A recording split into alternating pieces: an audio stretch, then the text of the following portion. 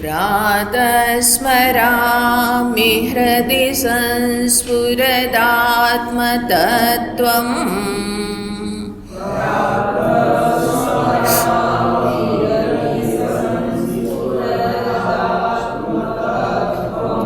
सच्चित्सुखं परमहंसगतिं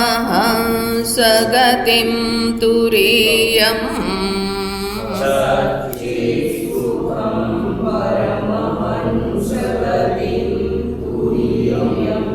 यत् स्वप्नजागरसुषुप्तिमवैति नित्यम्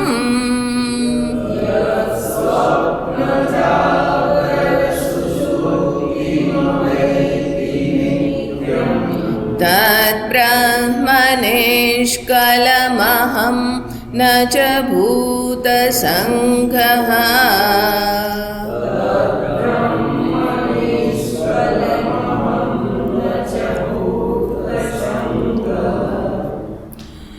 તો ગઈકાલે આપણે જોયું કે આ જે શ્લોક છે એ નિધિધ્યાસન રૂપ છે. શ્રવણ અને મનન જેનું થયેલું છે, જેને આ વેદાંતના જ્ઞાનનો પરિચય છે. તો અહીંયા આગળ કહે છે કે સવારમાં ઉઠતાની સાથે તમારે શેનું સ્મરણ કરવાનું છે? થોડાક પાછળ જાઓ તો મને દેખાવ, કારણ કે જોવું તો પડશે ને, જાગો છો કે સૂતા છો. આ પેલું લેપટોપનું એ આવે છે ને વચ્ચે, હા, સમાધિ લાગી જાય તો મને ખબર પડવી જોઈએ ને.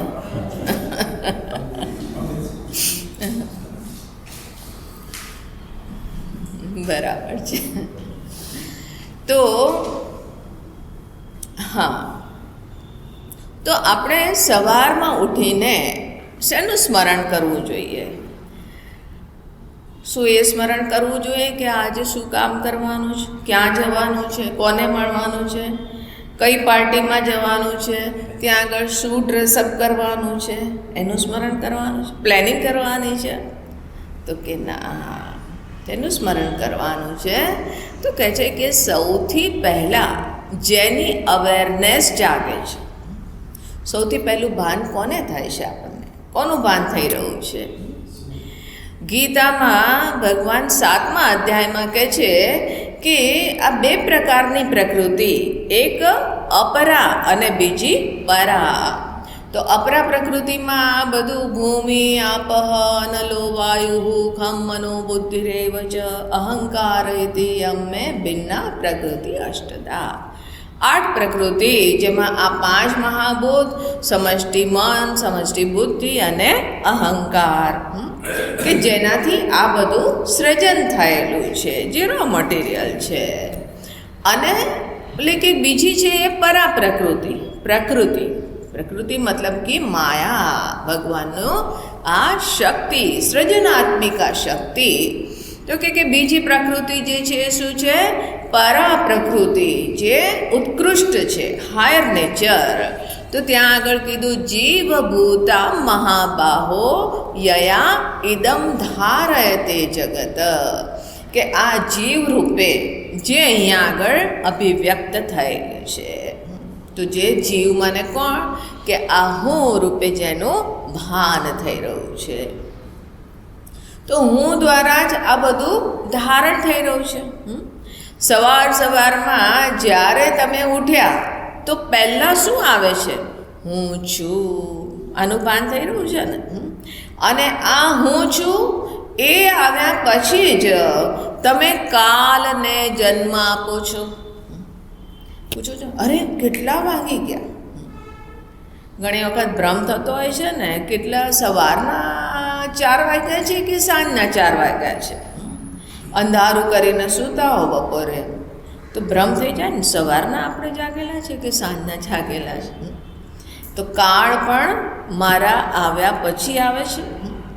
આ લોકો, આપણે ક્યાં છીએ, આ દેશનું ભાન એ પણ ક્યારે થાય છે? હું છું પછી થાય છે. ઘણી વખત એવું થતું હોય, હવે એક જગ્યાએ મારે લખનઉમાં જવાનું થાય તો ત્યાં આગળ જેમને ત્યાં રોકાઉં છું તો એમના બાથરૂમનો દરવાજો અંદરને બદલે બહાર ખુલે છે, ઊંધો દરવાજો છે. તો આપણી આદત શું હોય? આમ ખોલવાની, અને એને આમ ખોલવાનો છે, આમ પણ નહીં, આમ ખોલવાનો છે. તો ઊંધો દરવાજો લાગેલો છે. હવે સવારે ઉઠું તો પહેલાં ધીમે ધીમે અવેરનેસ આવે, પછી પહેલો ભ્રમ થાય કે હું ક્યાં છું. પછી આમ તેમ જોઉં તો થોડી વાર સુધી તો એની સુધ જ ના આવે, પણ છતાં પણ હવે ઊભા થઈને બાથરૂમની દિશામાં ગયા. હવે એ પછી ધડ ધડ દરવાજાને ધક્કો મારું, પણ એ દરવાજો ખુલે જ નહીં. કીધું યાર, આ દરવાજાને શું થઈ ગયું? આટલું એ કર્યા પછી, મશક્કત કર્યા પછી એકદમ ભાન આવે, ઓ આ તો મારા આશ્રમનો, મારા રૂમનો દરવાજો નથી, આ તો હું અત્યારે લખનઉમાં છું. પછી છે તે દરવાજો. હવે જુઓ, આ દેશનું ભાન, હું ક્યાં છું એ હું આવ્યા પછી જ થાય છે ને. તમે રાતે સૂતા છો તો એ વખતે તમને ખબર છે કે ક્યાં છો? અરે ઉત્તરમાં માથું નાખીને સૂતા હોય ને ઘણી વખત દક્ષિણમાં માથું હોય, પછી ઉઠ્યા, હાય હાય, આ તો દક્ષિણમાં માથું રાખીને સૂતા, આ તો યમરાજનો વાસ છે ને. આ બધા લોકો વાસ્તુશાસ્ત્રી ને એ બધા પછી આવું કે આ દિશામાં માથું રાખીને સૂવાનું, પણ હું સૂતો નહોતો, એ તો ફરતા ફરતા ત્યાં પહોંચી ગયો. શું કરું? કે પહોંચી ગયા તો લાગે છે કે યમરાજ તમને બોલાવે છે. હવે યમરાજ તો પાછળ પહેલેથી જ પડેલા છે, સામે ઊભેલા છે શિષ્ટાચારથી. ધીમે ધીમે આપણે જ એમની દિશામાં જઈ રહ્યા છે. તો આ આપણને દિશાનું ભાન સુષુપ્તિ અવસ્થામાં નથી. કેટલા વાગે સૂતા તમે કહી શકો કેટલા વાગે સૂતા? તમે ના કહી શકો.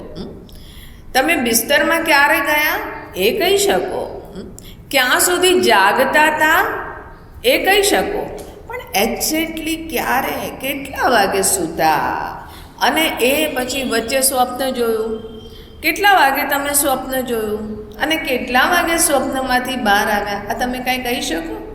એ સમય કહી શકો? લેકિન ના, કારણ કે એ વખતે આ હું જે જીવ જે છે એ સુપ્ત અવસ્થામાં જતો રહ્યો છે ખરો, સુપ્ત અવસ્થામાં છે. અંતઃકરણ અંધકારથી, તમોગુણથી આચ્છાદિત છે. તો સૌથી પહેલું ભાન હૃદયમાં જે થતું હોય છે કે જેના આવ્યા પછી મને આ સમસ્ત દેશ કાલ વસ્તુની મારો શું રોલ છે એની અવેરનેસ જાગે છે. એ હું છુંનું ભાન થઈ રહ્યું છે.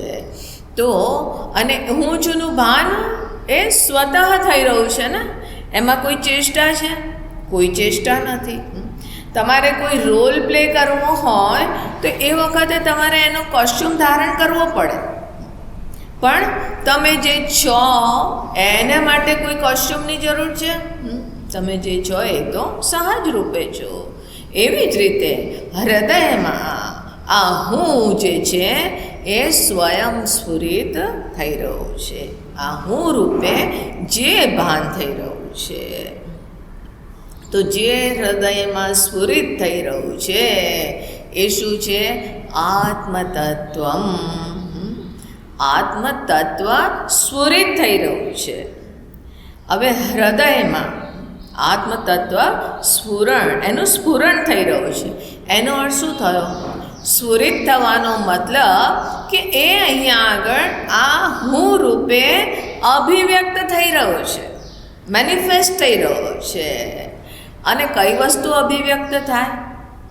જે પહેલેથી હોય, કે માટીમાંથી ઘડો અભિવ્યક્ત થયો. એનો અર્થ એમ કે માટીમાં ઘડો પહેલેથી જ વિરાજમાન છે, અને એટલા માટે કુંભારે એમાંથી એને ધીમે ધીમે પ્રકટ કર્યો, એને શેપ આપીને પ્રકટ કર્યો. તો આ હું જે છે એ રૂપે અહીંયા આગળ વ્યક્ત થઈ રહ્યો છે. જેવી રીતે આપણે દર્પણની સામે ઊભા રહે તો એ વખતે મને આ હું રૂપે જે સામે દર્પણમાં પ્રતિબિંબ છે એ જણાયું. દર્પણ સામે આવે છે ત્યારે પ્રતિબિંબનું ભાન થાય છે ને, અને તમે કહો છો કે આ હું છું, હે ને? તો એ તમે હું ત્યાં આગળ એ પ્રતિબિંબ ભાષિત થયું. ક્યારે ભાષિત થયું? કે જ્યારે બિંબ પહેલેથી હતું ત્યારે જ ત્યાં આગળ દર્પણમાં પ્રતિબિંબ રૂપે સ્ફુરિત થયું. તો એવી જ રીતે આ હૃદય આ અંતઃકરણમાં જે અહીંયા આગળ અંતઃકરણ જે છે એ દર્પણ સમાન છે. દર્પણમાં જેવી રીતે પ્રતિબિંબ પડે એવી રીતે અંતઃકરણમાં પણ આ હું રૂપે ભાસી રહ્યો છું. હું રૂપે ભાસમાન થઈ રહ્યો છે. એનો અર્થ શું થયો? કે એ જે હું રૂપે ભાસિત થઈ રહ્યો છે એ નથી. પ્રતિબિંબ તમે છો, પ્રતિબિંબ રૂપે તમારી અભિવ્યક્તિ છે, તમે પ્રતિબિંબ નથી. જો તમે પ્રતિબિંબ હોત તો દર્પણનો અભાવ થઈ ગયો તો તમારો અભાવ થઈ જવો જોઈએ ને. હા, એટલે કે ક્યાં ગયો હું? બોલે ક્યાં ગયો તું? આ તો છે પણ ના, પણ સામે દર્પણમાં હું દેખાતો હતો, એ દર્પણ નથી તો હવે હું નથી એવું તમે કહો.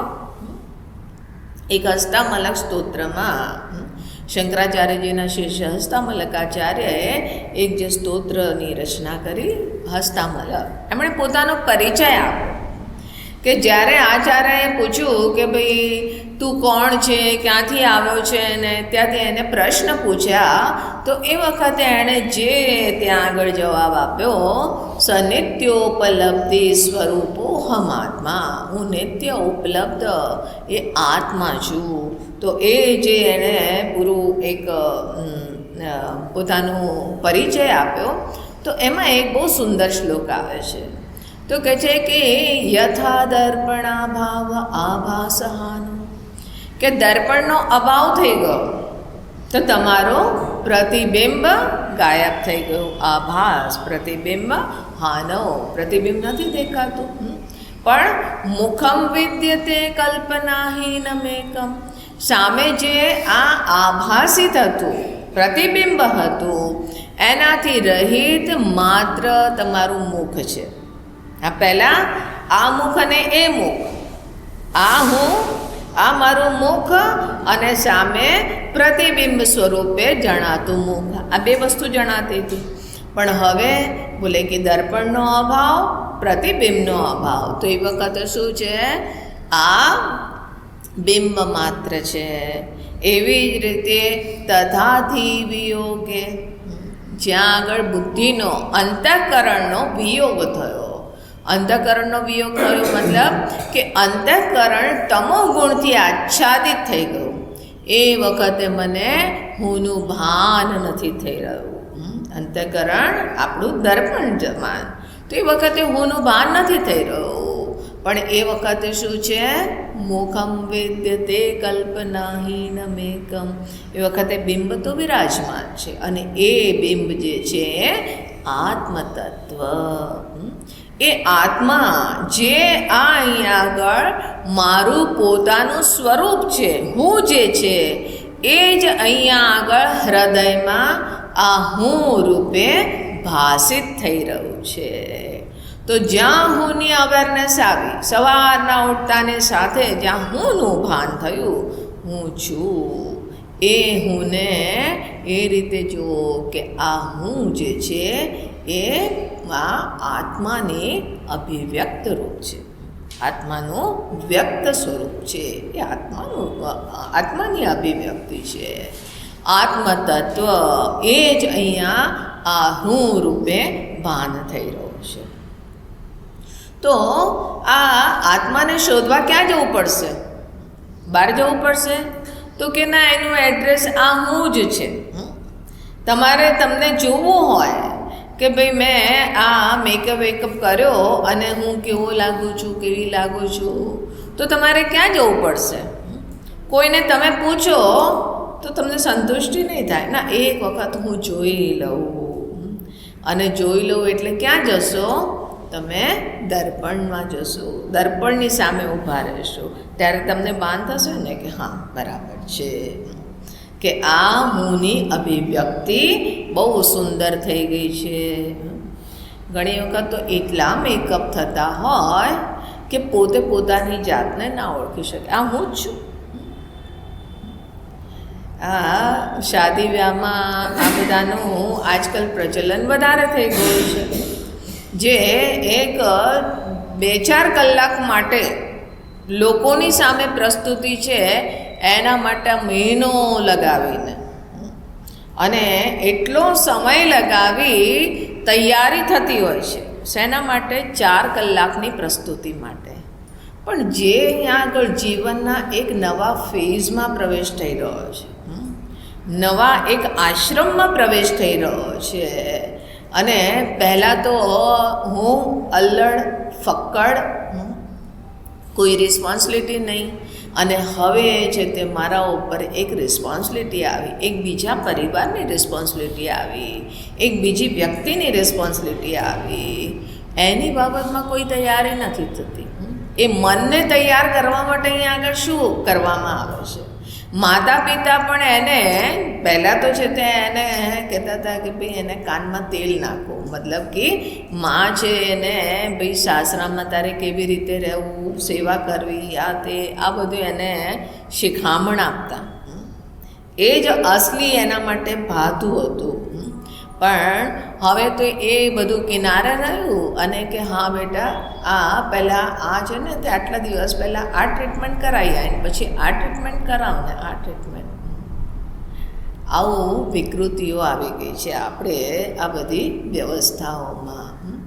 ભલે એ કરો, વાંધો નહીં, એ કે ભાઈ લગ્ન તો જીવનમાં એક જ વખત થતા હોય. આ લગ્ન જીવનમાં એક વખત થતા હોય, પણ એ એક વખત થયા ઉપરાંત પૂરા જીવનની રિસ્પોન્સિબિલિટી છે. અને એટલા માટે આની સાથે સાથે મનને પણ તૈયાર કરો. પણ એ અત્યારે ગૌણ થઈ ગયું છે, અને એને કારણે કેટલા લગ્ન સસ્ટેન થતા હોય છે. આ દિન ડિવોર્સ, જેવી રીતે આ ફોરેન કન્ટ્રીનો આ જે સિસ્ટમ છે કે આઈ એમ થર્ડ અને શી ઇઝ ફોર્થ, તો આવું છે તે એ અહીંયા આગળ પણ ધીમે ધીમે સિસ્ટમ થવા લાગ્યું છે. આ લિવ ઇન રિલેશનશીપ આ બધું આપણા ધર્મમાં નહોતું, આપણા અહીંયા આગળ સંસ્કૃતિમાં આ બધું નહોતું. અને એટલા માટે જીવનમાં એક પવિત્રતા, આ સંબંધનો મહત્ત્વ જણાતું હતું. એકબીજાના પ્રત્યે રિસ્પોન્સિબિલિટી, એકબીજાના પ્રત્યે આત્મીયતા, ભાવના, આ બધું પહેલાં હતું. હવે ધીમે ધીમે એમાં એક વિકૃતિ આવી ગઈ. તો આ હું જે છે કે આ હું અનેકો રોલ ધારણ કરવા જાઉં છું, પણ અત્યારે જાગ્યા ઉપરાંત અત્યારે મેં કોઈ જ રોલ ધારણ નથી કર્યો. માત્ર હું છું. આ આત્મા આ બહુ જ શુદ્ધ રૂપે ભાષિત થઈ રહ્યો છે. હું છું રૂપે અભિવ્યક્ત થઈ રહ્યો છે. એટલા માટે ભગવાન છે ને તે આ જીવ જે છે એને પોતાની વિભૂતિ બતાવે છે, સૌથી મહાન વિભૂતિ. આ જગત જે છે એ ભગવાનની બહુ સુંદર વિભૂતિ છે. વિભૂતિ અર્થાત કે બહુ સુંદર એમની પ્રસ્તુતિ, એ પોતે જ આ રૂપમાં અભિવ્યક્ત થયેલા છે. કેટલું સુંદર જગત છે, કેટલી સુંદર વ્યવસ્થા છે. એક એક વસ્તુને જુઓ તો અદ્ભુત છે. થોડી વાર સૂર્ય દેવતાને જુઓ, ચંદ્રમાને જુઓ, આ તપસ્વીની જેમ ઊભેલા આ ઝાડોને જુઓ, સુંદર પુષ્પોને જુઓ, રંગબેરંગી પતંગિયાને જુઓ, પક્ષીઓને જુઓ, શું અદ્ભુત! આ પક્ષીનું જગત તો એટલું અદ્ભુત છે, એમ દેખાય છે કે આ સ્વયં ઈશ્વરા રૂપે અભિવ્યક્ત થઈ રહ્યો છે. એટલું સુંદર છે.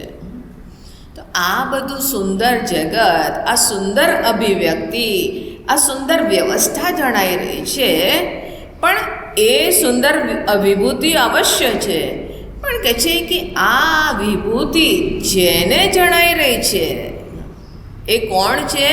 હું છું. અને એ હું પણ અભિવ્યક્તિ છે. એ પરમાત્માની, આ આત્માની અભિવ્યક્તિ છે. તો સૌથી મહાન અભિવ્યક્તિ વિભૂતિ કઈ થઈ? આ હું, જે જીવ રૂપે. હવે એ કયા જીવને કીધું? એ નહીં કે જે અહીંયા આગળ કોઈને કોઈ રોલ ધારણ કરીને ઊભો છે, જે શુદ્ધ રૂપે આ હું છું રૂપે ભાસિત થઈ રહ્યો છે. હું છુંનું ભાન થયું અને એ સાથે થોડી વાર એ અવસ્થામાં સ્થિત રહો. કોઈ સંકલ્પ નહીં, ન કંઈ કરવાનો સંકલ્પ, ન કંઈ નહીં કરવાનો સંકલ્પ, ન ઉઠવાનો સંકલ્પ, ન સૂવાનો સંકલ્પ, ન કોઈ ઈચ્છા, ન અપેક્ષા, ન કંઈ બનવાનો સંકલ્પ. બસ પોતાના હોવા માત્રમાં થોડી વાર સ્થિત રહીને જુઓ, આ હું છું. કેટલી સુંદર અદ્ભુત અભિવ્યક્તિ છે. તો કીધું કે સૌથી પહેલાં આ જે શુદ્ધ રૂપે આ હું ભાસિત થઈ રહ્યો છે એના કોન્શિયસ થાઓ, એની તરફ ધ્યાન લઈ જાઓ. આ અભિવ્યક્તિ તો રોજ થતી હોય છે, સૌથી પહેલાં હુંનું જ ભાન થતું હોય છે, પણ આપણે એના કોન્શિયસ નથી થતા. આપણી બહિર્મુખ દ્રષ્ટિ તરત જ કોઈને કોઈ રોલ ધારણ કરી લે છે. બહિર્મુખ દ્રષ્ટિ સૌથી પહેલાં શું યાદ આવે છે? ચા થઈ ગઈ, એટલે ચાના વગર તો સવાર કેવી રીતે પડે? ચા દેવી સર્વભૂતેષુ સ્ફૂર્તિરૂપેણ સંસ્થિતા નમસ્તસ્યૈ નમસ્તસ્યૈ. જો આ બેન હાથ જોડીને ચાને પ્રણામ કરે, ચા દેવી સર્વભૂતેષુ. કારણ કે હા, સાચી વાત છે, ચાના વગર તો કોનું પણ ભાન નથી થતું. પણ એ કોને ચાની તલબ લાગી એની તરફ ધ્યાન લઈ જાઓ. આ હું. આપણે બહિર્મુખ દ્રષ્ટિ છે, આ કરવું છે, તે કરવું છે. હવે ઉઠી ગયા, તમે મોડા ઉઠ્યા તો પણ જે કરવાનું છે એ તો કરવાનું જ છે, પણ એક કમસે કમ અડધી મિનિટ પણ આ હુંના પ્રત્યે કોન્શિયસ તો થાઓ શુદ્ધ રૂપે. અને એ જ્યાં આગળ તમે આટલો અભ્યાસ શરૂ કરશો, પણ એના માટે છે ને રાતે સૂતી વખતે પણ એના કોન્શિયસ થવું પડશે. રાતે સૂતી વખતે આ બધી કર્તવ્યતાઓને છોડીને, બધા સંકલ્પને છોડીને, ફાઇલ ક્લોઝ, બધા હાઇબરનેશનમાં મૂકી દો. આ તમારું જે સોફ્ટવેર છે અંદર, આ અંતઃકરણ એને હાઇબરનેશનમાં મૂકી દો. અને એ પછી માત્ર હવાની પ્રત્યે ધ્યાન લઈ જાઓ. બસ પછી ધીમે ધીમે ગ્લાઇડ કરો, નિદ્રાવસ્થામાં સહજ રૂપે થશે. તો એટલે સૂતી વખતે જે તમારે અંતિમ જે વૃત્તિ હશે, સવારમાં પહેલી એ જ વૃત્તિ આવશે, એનું જ સ્મરણ થશે. ઘણી વખત એવું થતું, જ્યારે નાના હતા અને એક્ઝામ હોય અને વાંચવા બેસતા, તો રાતે વાંચવા બેઠા અને ચોપડી છે તે ખુલી છે અને જે અચાનક ઊંઘ આવી ગઈ. હવે જે એના ઉપર ધ્યાન હતું, જે અંતિમ લાઈન વાંચેલી, હવે ઊંઘીને ઉઠ્યા, બેઠા બેઠા ઊંઘી રહ્યા છે, તો એ વખતે પણ એ ત્યાં આગળ જ તે ધ્યાન જાય છે. કેમ? કારણ કે અંતિમ વૃત્તિ સૂતી વખતે જે હતી એ જ છે તે જાગ્યા પછી હોય છે. એટલે એ જ સિદ્ધાંત અહીંયા આગળ મૃત્યુ માટે પણ અપ્લાય થાય છે. ભગવાન કહે છે અંતકાલે યામતી સા ગતિ. જે અહીંયા આગળ વિચારો છો, એટલે આપણે અહીંયા આગળ પૂરી લાઈફસ્ટાઈલમાં પરિવર્તન કરવું પડશે. ભાઈ તમે નીચે બેઠા છો, ફ્લોર ઠંડો છે, અહીંયા આગળ આવી જાય શેતરંજી ઉપર,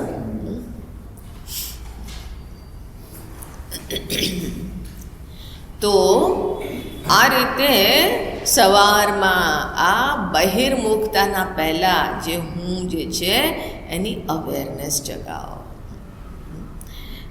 થોડી વાર તમે જગાવશો, એકવાર શરૂ કરશો પછી એનો રસ લાગી જશે. પછી મનની અંદર સંકલ્પ થશે કે સવારે થોડું જલ્દી ઉઠીશું, કારણ કે આ મારી સાથે મુલાકાત કરવી છે. મારી મુલાકાત મારી સાથે છે. કેટલી સુંદર વાત છે. તો કહે છે કે આ હૃદય સંસ્ફુરત આત્મતત્વમ, આ આત્મા, આ જે હું જે છે એ જ અહીંયા આગળ મારું વાસ્તવિક સ્વરૂપ છે. એ જ અહીંયા આગળ આ હું રૂપે, આ હું વૃત્તિ રૂપે મને ભાસી રહ્યું છે. હવે કહે છે કે આ જે હું જે છે એ કેવું છે? મૂળ રૂપે એનું સ્વરૂપ શું છે? સચ્ચિત સુખમ પરમહંસ ગતિમ તુરીયમ. સચ્ચિત સુખમ, સચ્ચિદાનંદ સ્વરૂપ. હવે સચ્ચિદાનંદ સ્વરૂપ, જો આ અહીંયા આગળ જે હુંનું ભાન થઈ રહ્યું છે એ કેવું છે? બોલે કે સુષુપ્તિમાં લુપ્ત થઈ ગયેલું અને જાગ્યા પછી જણાઈ રહ્યું છે. અને એ જે જણાઈ રહ્યું છે હવે સુષુપ્તિમાં ફરીથી આ હુંનું ભાન, જે વૃત્તિ છે હું રૂપે હું છું, આ થોટ જે છે એ તો લુપ્ત થઈ જશે. તો કહે છે કે હા એ લુપ્ત થઈ જશે, પણ હું છું રૂપે ભાન થઈ રહ્યું છે ને. છું મંતરવાળું નહીં, હું છું એ જે ભાન થઈ રહ્યું છે. તો કે મૂળ રૂપે શું છે? સત સ્વરૂપ છે. સત અર્થાત કે હોવું, એક્ઝિસ્ટન્સ, અસ્તિત્વ, કે જેની સદૈવ સત્તા છે, જેનું અસ્તિત્વ ક્યારેય લુપ્ત નથી થતું, ક્યારેય સમાપ્ત નથી થતું. એ જે શુદ્ધ પ્યોર એક્ઝિસ્ટન્સ જે છે એ હું છું. તો આ હવે આપણે જોયું કે ભાઈ અંતઃકરણમાં આ પ્રતિબિંબ રૂપે આ હું છે એ જણાઈ રહ્યું છે. બરાબર? પ્રતિબિંબ કોને કીધું?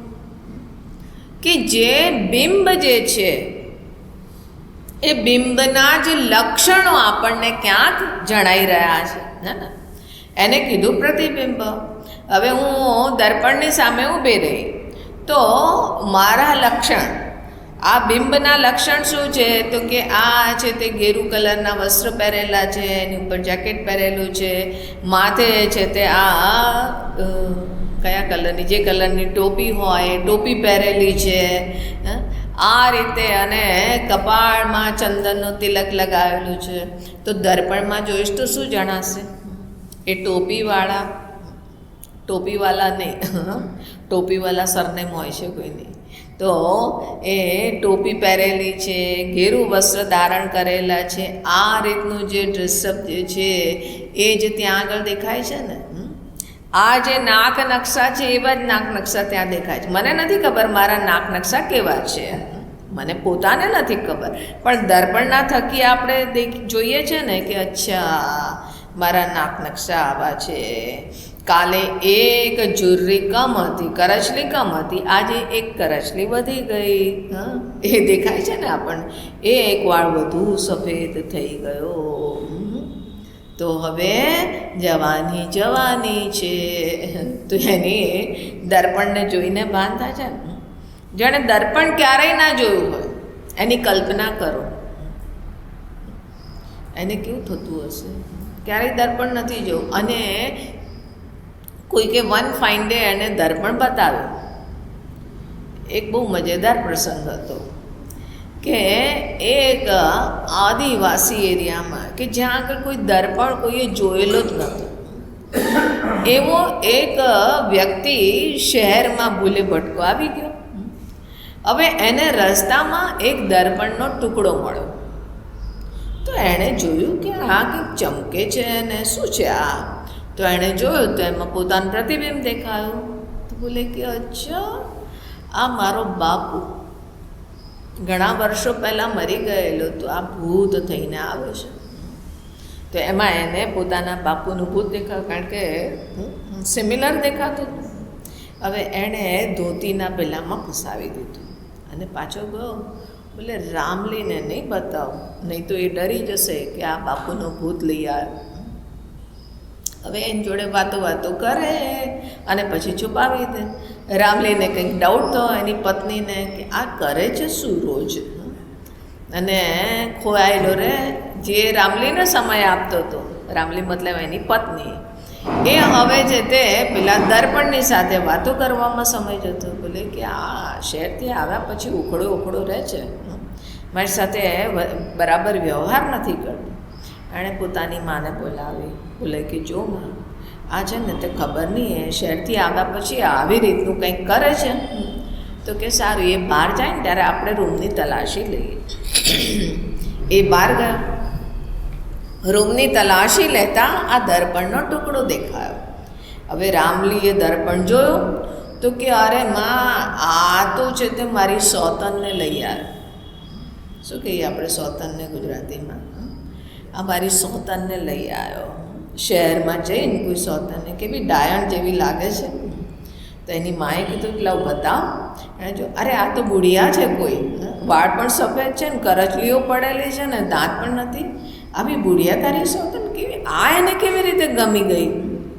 તો કે આ બુઢા બાપુ જેણે આપણા લગ્ન કરાયા હતા ને મારા, એમની પાસે જઈએ. હવે એ બુઢા બાપુ પાસે ગયા. આદિવાસીના બુઢા બાપુ, બુઢા ગુરુ, એ પણ એમના જેવા જ, કૂવામાં હોય તો હવાડામાં આવે.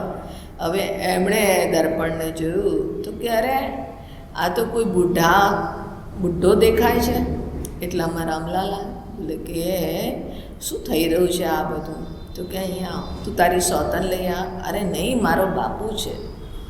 હવે પેલા બુઢા બાપુ કે મને તો આમાં કોઈ ગુરુ દેખાય છે, દાઢીવાળો, સફેદ દાઢીવાળો અને બુઢા એવો ગુરુ દેખાય છે. તને તારો બાપુ દેખાય છે, આને કોઈ બુઢિયા દેખાય છે, અને આને કોઈ છે તે સુંદરી દેખાઈ રહી છે. આખી રાત છે શું જાદુઈ ટુકડો? તો એટલામાં છે તે શહેરથી ઘૂમતા ફરતા બે છોકરાઓ આવી ચડ્યા, જે આ રામલાલને એણે જોયેલો શહેરમાં. તો કે આ કોઈ સારું એવું સેમ્પલ છે. તો ક્યારેક એના ગામની, એણે પૂછ્યું કે ભાઈ ક્યાંથી આવ્યો છો? તો એણે કીધું તો કે ક્યારેક ફરતા એના ગામની મુલાકાત લઈશું. તો ઘણા દિવસ પરથી એ લોકો ફરતા આવી ગયા ને આ રીતે સભા ભરાયેલી હતી. તો પછી એ લોકોને બહુ દયા આવી કે બિચારાને કંઈ ખબર નથી, તો હવે એમને કહેવું પડશે. બુઢા બાપુએ પૂછ્યું કે ભાઈ આ છે શું જાદુઈ ટુકડો? તો કે આ તો દર્પણ છે. બોલે અચ્છા, દર્પણ. તો કે દર્પણનો મતલબ જે દર્પણ તમારા અભિમાનને તોડે છે, અસલિયત સામે પ્રકટ કરે છે, એ છે તે દર્પણ.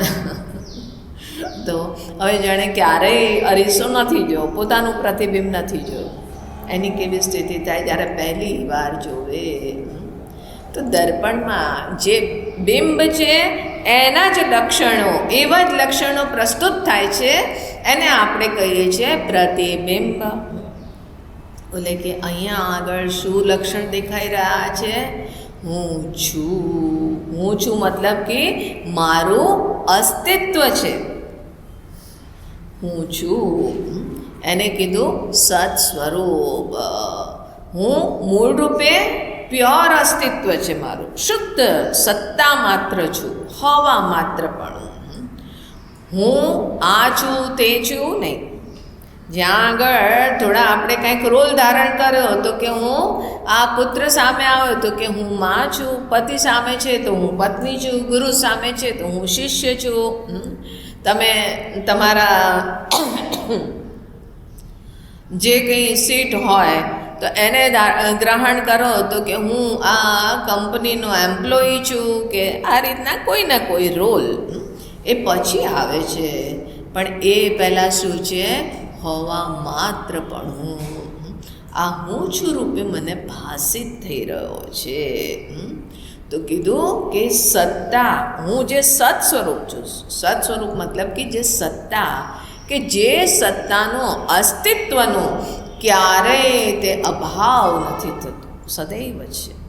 પણ એની જે અભિવ્યક્તિ અંતઃકરણમાં થઈ રહી છે એ અંતઃકરણ આવ્યા ઉપરાંત જણાય છે.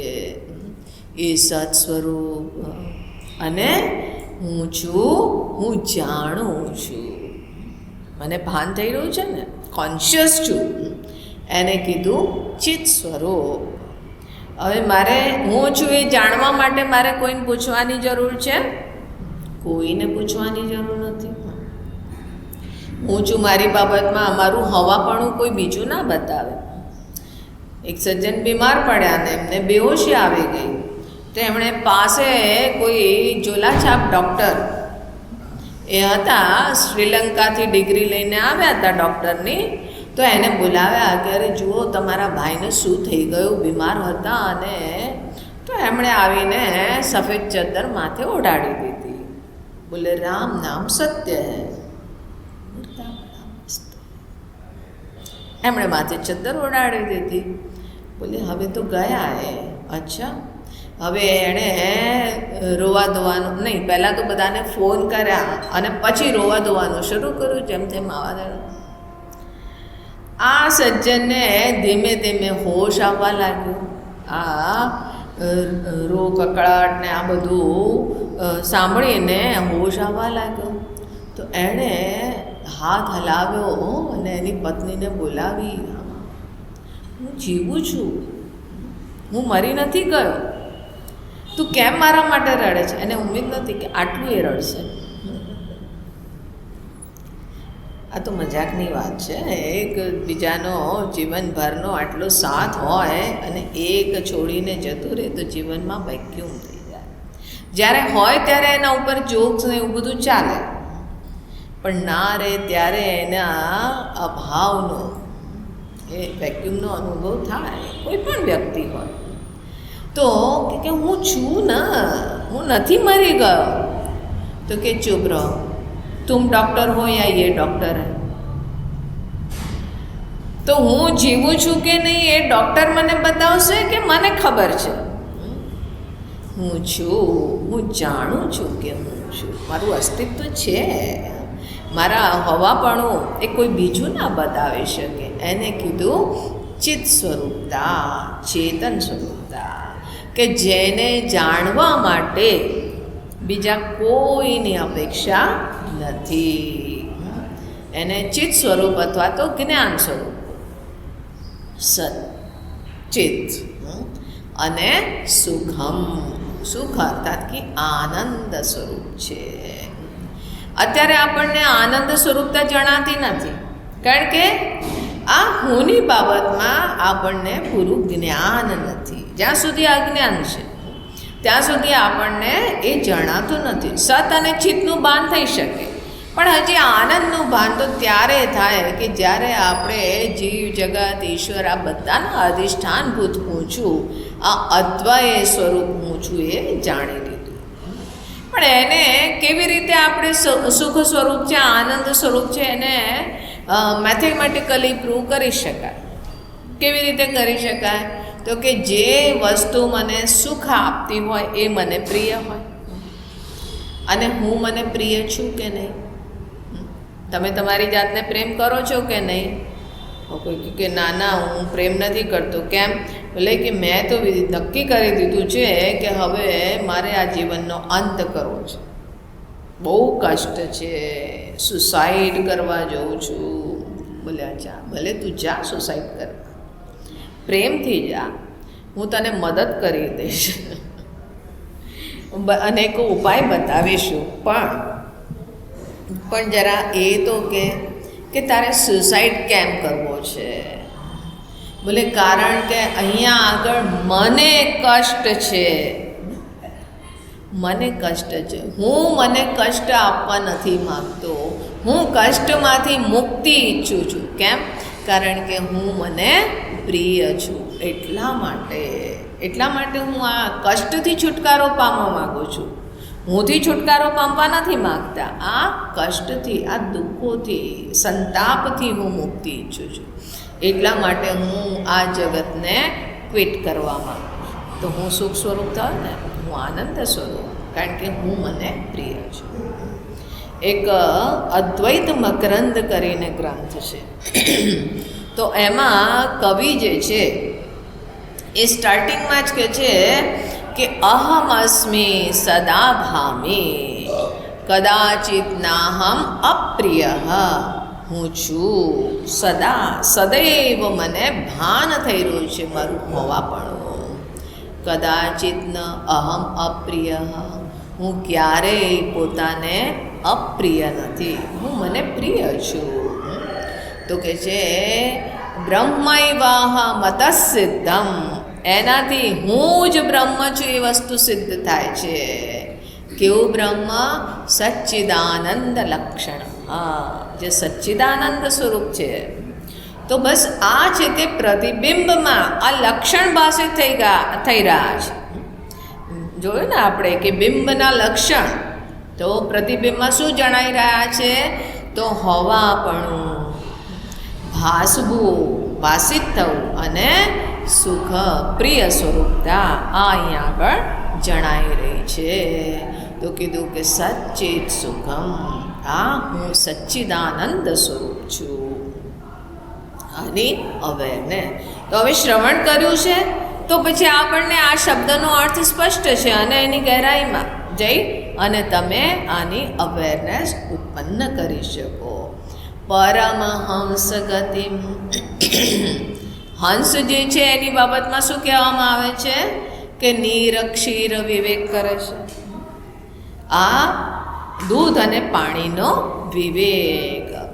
હંસ જે છે એ બીજો એક વિવેક કરતો હોય છે કે મોતીડા, આપણે કહીએ છીએ ને કે હંસ જે છે એ મોતી વીણીને ખાય. હવે આપણે પાણીમાં જ આને જોઈએ છીએ, પાણીમાં ક્યાં મોતી હોય છે? આજકાલ રાજહંસ આવેલા છે. આપણે અહીંયા આગળ માઇગ્રેટરી બર્ડ્સ આવે છે, રાજહંસ. રાજહંસને કહેવાય છે ફ્લેમિંગોસ. અને તમને કદાચ ખબર છે કે નહીં ખબર નહીં, પણ ગુજરાતનું જે સ્ટેટ બર્ડ છે, રાજકીય પક્ષી ગુજરાતનું, એ ફ્લેમિંગો છે. અમારે મધ્યપ્રદેશનું જે છે એ ઇન્ડિયન પેરાડાઇઝ ફ્લાય કેચર, એવી સુંદર સિલ્વર કલરની બર્ડ છે અને એવી લાંબી પૂંછ હોય છે. તો જ્યારે એ ઉડે તો આમ જાણે કે વીજળી ચમકતી હોય એવી લાગે. બહુ જ સુંદર બર્ડ છે. આ ફ્લેમિંગોસ પણ તમે જોયા હશે. રાજહંસ ના જોયા હો તો નળ સરોવર ને થોર લેક ને ત્યાં આગળ ક્યારેક વિઝિટ કરજો. અત્યારે માઇગ્રેટરીઝ આવેલી છે, બહુ જ સુંદર બર્ડ્સ હોય છે. એ ફ્લોકમાં હોય, એકલ દોકલ ના હોય. તો એને રાજહંસ કીધા. હંસ અર્થાત કે એ પણ ત્યાં આગળ કંઈક વિવેક કરે છે. એ માછલી નથી ખાતો. એ શું ખાય છે? તો પાણીની અંદર પહેલી વસ્તુ તો એ સલાઇન વોટર જ્યાં હોય ને, થોડું ખારું પાણી, ત્યાં આગળ જ હોય. એની અંદર એક ટાઈપની જે આલ્ગી થતી હોય જમીનની અંદર, જે આપણે કાંઈ એની અંદર જે જામતી હોય ને, તો એમાં એની ઉપર એક નોડલ્સ જેવા હોય, શું કહેવાય આપણે, દાણા દાણા, ગાંઠો હોય ને, જળની અંદર ગાંઠો બનેલી હોય. એ ગાંઠ ઓરેન્જ કલરની ગાંઠ હોય છે કંઈક. એ ગાંઠોને તોડીને એને ખાતા. તો એ પણ વિવેક કરીને, માનો કે એ મોતી ચડી રહ્યું છે, એ પણ વિવેક કરે છે ને. અહીંયા આગળ કહે છે કે આ હંસ નહીં, પરમહંસ ગતિમ. પરમહંસ કોને કીધા? કે જેમણે અહીંયા આગળ આત્મ અનાત્મ વિવેક કરેલો છે.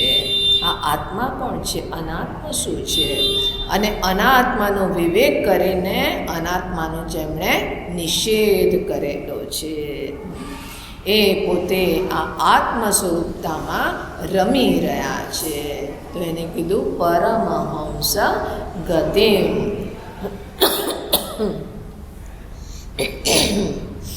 તુરીયમ, આ તુરીય તત્વ છે.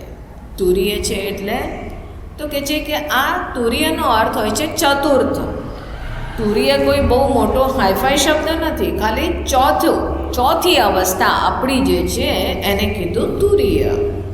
તો અહીંયા આગળ કહે છે કે જે જાગ્રત સ્વપ્ન સુષુપ્તિમ અવૈતિ, જાગ્રત સ્વપ્ન અને સુષુપ્તિને એ વ્યાપ્ત કરે છે. હવે જાગ્રતમાં હુંની અવેરનેસ છે, એ પછી આપણે હુંની ઉપર બીજા ઘણા બધા રોલ ધારણ કરી લઈએ છીએ, પણ એ પહેલાં હુંનું ભાન થઈ રહ્યું છે ને. અને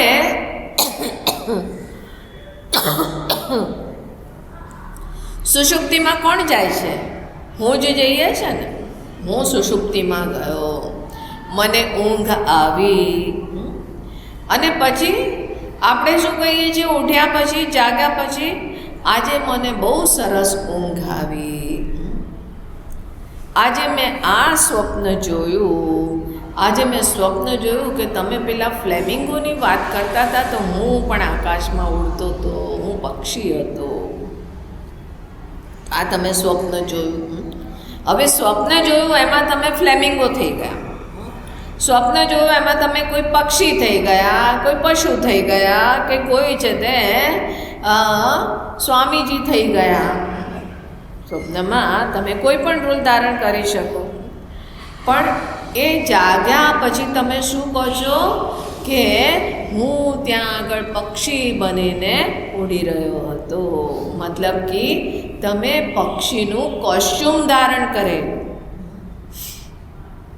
પક્ષીનો વેશ ધારણ કરેલો, ત્યાં આગળ પણ તમે પક્ષીના રૂપે પણ તમે હતા કે નહીં? હું હતો. અને પછી કહે છે કે રાતે પહેલાં તો બહુ સરસ ઊંઘ આવી, એકદમ ફ્રેશ થઈ ગયો. જો હું જે છે એ સુષુપ્તિ અવસ્થામાં ના હોત તો કોણ કહેત? અર્થાત કે ત્રણેય અવસ્થામાં હું સાક્ષી રૂપે વિરાજમાન છું. હું જાગ્રતને પણ જાણું છું, હું સ્વપ્નને પણ જાણું છું, અને હું સુષુપ્તિને પણ જાણું છું. કારણ કે સુષુપ્તિમાં અંધકાર છે. આ હું જે હું રૂપે જે ભાન થઈ રહ્યું છે એ ત્યાં આગળ નથી, પણ ત્યાં આગળ મારો અભાવ નથી. મારો અભાવ હોત, જે શુદ્ધ સ્વરૂપ આત્મતત્વ છે એનો અભાવ હોત, તો પછી કોઈ લિંક ના હોત. કોઈ લિંક, એક સૂત્ર હોવું જોઈએ ને. હું જાગ્રત, સ્વપ્ન, સુષુપ્તિ આ ત્રણેય અવસ્થાને વ્યાપ્ત કરું છું. જાગ્રતમાં પણ, સ્વપ્નમાં પણ હતો, સુષુપ્તિમાં પણ હતો. અને એટલે જાગ્યા પછી આપણે કહીએ છીએ કે મેં આ સ્વપ્ન જોયું, હું આરામથી સૂતો, ત્યારે જ આપણે કહીએ છીએ ને. હવે એ જે છે ત્રણેય અવસ્થાને વ્યાપ્ત કરે છે, પણ ત્રણેય અવસ્થાથી પરે છે, અછૂતો છે. એટલા માટે તમે જાગ્રતમાં ગમે તેવી ચિંતાઓ હોય, સુષુપ્તિમાં જાઓ છો તો શું થાય છે? એ ચિંતા છે તમારી સાથે, તમે ચિંતા છોડી દીધી, મુઠ્ઠી ખુલી ગઈ. કોઈને બહુ જ પ્રેમ કરો છો, નાનું છોકરું છે, હવે એને તમે સોફ્ટ ટોય આપ્યો કે આ મારી બાબી ડોલ કે ટેડી બેર. આજકાલ છે તે એ ફેશનમાં થઈ ગયું છે કે છોકરાઓને સોફ્ટ ટોય આપો તો એ લઈને સૂઈ જાય સાથે. એને એક સિક્યોરિટીનો અનુભવ થાય કે મારી પાસે કોઈ છે. હવે એટલું પ્રિય છે, એક દિવસ આખો એને ગોદમાં લઈને ફરે છે, અને રાતે પણ બિસ્તરમાં એની સાથે પકડીને સૂઈ જાય છે. પણ જ્યાં એ સુષુપ્તિ અવસ્થામાં ગયો તો ટેડી બેર ક્યાં છે અને એ ક્યાં છે? પ્રિય વસ્તુ પણ ખુલી જાય છે ને, છૂટી જાય છે. એ વખતે કોણ છે? હુંનું ભાન નથી થતું, પણ એ વખતે પણ હું છું. અને સ્વપ્નમાં જે હતા, હવે એ જાગ્યા પછી આપણે કહીએ છીએ, પણ જાગ્યા પછી એ જે સ્વપ્નનું જે ચીજો હતી એ તમારી સાથે આવે છે, કેરી ફોરવર્ડ થાય છે? એટલે કંઈ નથી થતું, માત્ર એની સ્મૃતિ રહે છે. મતલબ સ્વપ્નથી પણ તમે અછૂતા રહો છો. માનો કે સ્વપ્નમાં મેં કોઈનું ખૂન કર્યું, સ્વપ્નમાં ખૂન કરી નાખ્યું. હવે ખૂન કર્યા પછી તો સ્વાભાવિક જ પોલીસને ખબર પડી ગઈ. હવે પોલીસ મારી પાછળ પડેલી છે. હવે હું આમ તેમ ભાગું છું, પોલીસ મને પકડી ના લે એટલા માટે હું ક્યાંક ને ક્યાંક સંતાવાની કોશિશ કરું છું ને આમ કરતાં કરતાં ઠોકર વાગી, દોડતા દોડતા ઠોકર વાગી અને હું પડી ગયો. પડતાની સાથે આંખ ખુલી ગઈ અને શું દેખાયું? ક્યાં પડેલો છે? બેડથી નીચે ધડામથી. તો કે એ વખતે ઉઠીને ભાગવા લાગશો? ઓલે પોલીસ પડેલી છે તો એટલા માટે ભાગો અહીંયાથી. જ્યારે પેલા કેબીસીનું નવી આવતું હતું ને, કોણ બનેગા કરોડપતિ, તો શરૂઆતમાં બહુ ઇન્ટરેસ્ટિંગ લાગતું હતું. અને એ વખતે અમારે આશ્રમ બનાવવાનો હતો. તો પછી એનો સ્વાભાવિક ફંડ કલેક્શનનો ને એ થોડુંક વિચારતો આવતો હોય. તો પછી વિચારતા હતા કે આ ફંડ કલેક્શન, આ કેવી યોજનાઓ બનાવી, આ તે, અને એમાં એથી કેબીસી જણાવ્યું અને કોઈ કે 1 કરોડનું ઇનામ જીતી લીધું. હવે વિચાર્યું કે અરે વાહ, આ તો છે તે બહુ સરસ છે ઉપાય. હવે સૂઈ ગયા પછી હોટ સીટ પર બેઠેલા છે, સામે બિગ બી બેઠેલા છે અને કહે છે કે હા, અંતિમ પ્રશ્ન, કોણ બનેગા કરોડપતિનો અંતિમ પ્રશ્ન. અને એ પછી જો આનો તમે સાચો જવાબ આપી દીધો તો તમે કરોડપતિ થઈ ગયા, તમને 1 કરોડનો ચેક મળશે. મહિન્દ્રાનો 1 કરોડનો ચેક. નહીં, એ વખતે કોટક બેંકનો હતો, તો મહિન્દ્રા કોટક. હવે એ પ્રશ્નનો પણ મેં જવાબ આપી દીધો અને મને 1 કરોડનો ચેક. મેં છે તે એને હાથ લગાવ્યો. હજી એમના હાથમાં છે કે બધાને જરા દેખાડો કે 1 કરોડનો ચેક. તો એક છેડો બિગ બીએ પકડેલો છે ને એક છેડો મેં પકડેલો છે અને આમ તેમ બધાને એનું નુમાઈશ કરી રહ્યા છે. અને એટલામાં એવો શોક લાગ્યો કે અરે 1 કરોડ મેં જીતી લીધા, આશ્રમ બની ગયો. હવે તો આ શોકથી આંખ ખુલી ગઈ. મેં કીધું યાર, થોડી વાર તો થોડી વાર વધુ મળી જાત તો એ ચેક મારી પાસે આવી જાત અને હું ચેક સાથે જાગત. પણ એ મારા માટે સ્વપ્ન રહી ગયું. કરોડપતિ થવા છતાં પણ હું રોડપતિ છું. કારણ કે આશ્રમ નથી એટલે રોડપતિ. હું હજી પણ રોડપતિ જ છું. બોલે કે અરે સ્વપ્નમાં તો કરોડપતિ થઈ ગયા. બોલે એ કરોડપતિથી હું અછૂતો છે, પણ ત્યાં આગળ હું છું એટલા માટે હું ત્યાં આગળ કરોડપતિ બન્યો. જાગ્યા પછી હતા એવા ને એવા. કેવા? ધોયેલા મૂળા જેવા. ભલે આપણે એવા ને એવા. કાંઈ બેંકમાં આજે કમસે કમ 1000 રૂપિયા તો આવી જાય. આટલું છે તે ટાઈમ ઇન્વેસ્ટ કર્યો છે. ભલે નથિંગ ડુઈંગ, ખાલીનું ખાલી. બેંકમાં એકાઉન્ટ 0 બેલેન્સ, મિનિમમ બેલેન્સ એટલું ને એટલું જ છે, કાંઈ વધ્યું જ નહીં. એટલે યાર આ તો ભારી કરી. સ્વપ્ન જોવું બેકાર થઈ. સ્વપ્નના આપણો જે રોલ હતો એનાથી આપણે અછૂતા છીએ. પણ ત્યાં આગળ હું છું, હે ને? ત્યાં આગળ હું છું અને એ આ બધાનું સ્મરણ કોણ કરી રહ્યું છે? જાગ્રતમાં આવ્યા પછી હું કરી રહ્યો છે. એ જાગ્રતમાં જે હું છે, એ જાગ્રતમાં જે હું છે એ જ સ્વપ્નમાં જઈ રહ્યો છે, એ જ સુષુપ્તિમાં જઈ રહ્યો છે. હવે જાગ્રતમાં તમે અહીંયા આગળ ખાઈ પીને સૂતેલા છો અને સ્વપ્ન તમને આવ્યું કે બહુ ભૂખ લાગી છે અને ઘરમાં કંઈ પણ ખાવાનું નથી. તો કે ચાલો કંઈક બનાવી લઈએ. ગયા તો ગેસ સિલિન્ડર ખાલી, સિલિન્ડર ખતમ થઈ ગયું તો આપણે કંઈ બનાવી પણ ના શકીએ. અચ્છા, ફ્રીજમાં જોઈએ કંઈક ફ્રૂટ છે, અરે કાંઈ ફ્રૂટ્સ પણ નથી, બધું જ ખતમ થઈ ગયું છે, હવે શું કરવું? તો તમે દુઃખી થઈ રહ્યા છો. તો કે તમે આ જાગ્રત અવસ્થામાં જ્યારે હતા ત્યારે તમે ફ્રીજમાં ફ્રૂટ્સ મૂકેલા હતા, મિલ્કશેક મૂકેલો હતો, તમે કંઈક અહીંયા આગળ શિયાળાનું વસાણું બનાવેલું હતું, તો એને સ્મગલ કરીને ના જઈ શકો. અચ્છા, ખાઈ પીને સૂઈ જાઓ. બોલે તમે ગમે તેટલું ખાઈ પીને સૂતા હો. એક છોકરું છે તો એને નવા કપડાં મળે, બહાર જઈને લગ્ન વગનમાં જઈ આવ્યા, પાર્ટી વાર્ટીમાં જઈ આવ્યા, અને પછી કે હવે તું કપડાં બદલી નાખ, હવે નાઇટ ડ્રેસ પહેરી લે. તો કે ના, હું નવા કપડાં પહેરીને સૂઈશ. બોલે કેમ નવા કપડાં પહેરીને સૂઈશ, ખરાબ થઈ જશે? બોલે નહીં, સ્વપ્નમાં ક્યાંક જવું પડે તો એટલા માટે નવા કપડાં પહેરીને સૂવું પડશે.